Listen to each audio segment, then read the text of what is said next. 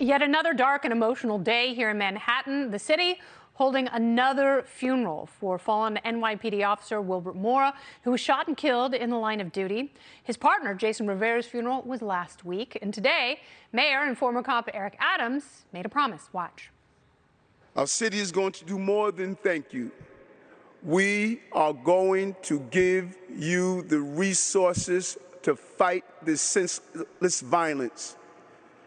It is New Yorkers against the killers, and we will not lose. God, I hope we don't. The city is really swirling down the toilet. President Biden tomorrow heading to New York to meet with Adams and talk about the gun violence epidemic here.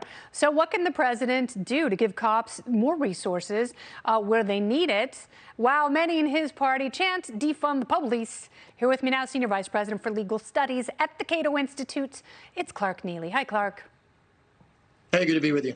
So I lived in New York in the early 90s, very different city, very dangerous. But now it feels dangerous again, but in a different way. So what can you do about it? I mean, libertarians have been offering real, practical lists of solutions to DAs and law enforcement for decades. But, you know, are people finally listening, or is it still falling on deaf ears? Well, I think some of the suggestions we've made have been listened to. The biggest suggestion, and probably the number one thing we could do to reduce crime, would be to end the failed war on drugs. Yes. There is no more powerful generator of criminal activity that's ever been discovered than a black market.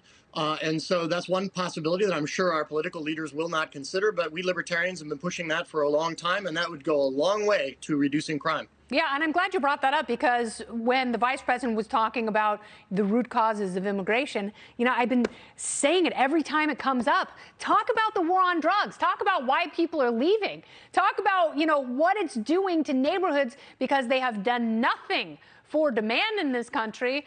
They haven't changed the supply chain. We've got supply chain issues everywhere else. So that obviously needs to be a shift. But would New Yorkers feel safer if many of us could carry firearms for self-protection? Well, I'm from Texas, and the answer to that in Texas is yes. I think that New Yorkers should have the same ability as people in other states. About a third of the states right now have what some people call constitutional carry. You don't even have to ask the government's permission to carry a gun and protect yourself. And a lot of the people who get arrested and charged with gun crimes in New York City are just people who are trying to protect themselves like the rest of us would want to do. But you know what? In New York, unlike most parts of the country, virtually impossible for a law-abiding citizen to get a concealed carry permit. That's got to change as well. Yeah, but it's really easy to get guns. And, when you feel unsafe and when there's a lag time after you call the police, you got to do something to protect your family. But also, DAs like Alvin Bragg, I'm sorry, they're letting the wrong people out. They are. When you've got a rap sheet going back 30 years, they're not going to rehabilitate you. If you've already committed violent felonies, why should you be the ones let out so you can push old ladies in front of subways?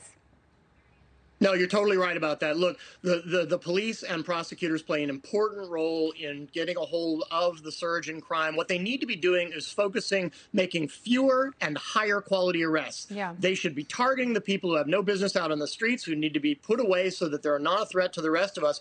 But that entails focusing, not going after the stupid low-level drug busts and things like that.